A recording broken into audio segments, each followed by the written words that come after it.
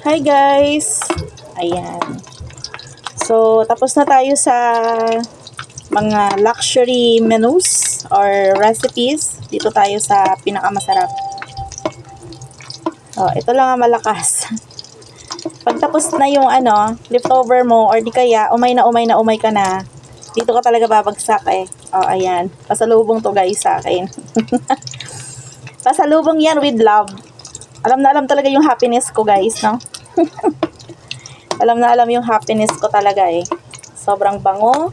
Alam mo, ang ganda ng tuyo na to guys kasi alam mo kanina pa ako kumakain nito. Hanggang ngayon ito pa rin ang ulam ko.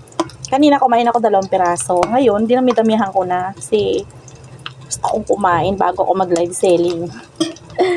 So ayan, iikot na natin. Diba?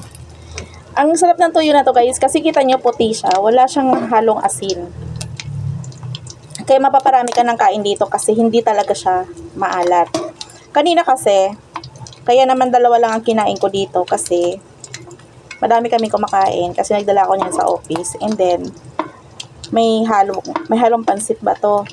Ngayon, hindi ako nagpansit ba to kasi bukas ko yun ang gagawin ng tanghali.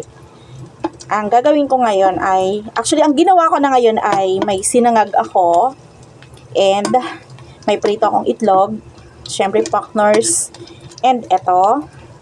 At saka meron pa yan guys, wait lang. Para sa inyo. Ayan, nahalo ko na. Ayan meron pa ditong eto. So lulutuin ko rin yan, daing. And etong isda na to na dry din. Yung tinatawag nilang lapad na fish. So, mahaba kasi siya guys, pinutol-putol ko siya. Ayan pinutol ko siya. Ayan. Then, isusunod ko yan dyan. Siyempre, di ba? Tapos, I have yung partner niyan, ang sinangag na kanin. O, di ba? Sinangag ko siya sa egg. O, ayan. Di ba? So, sa mga nagki-craving dyan, bukas na yung leftover nyo ulit, mauumay ka dyan. Dito ka na sa paborito natin. Ayan, paborito natin yan, 'di ba?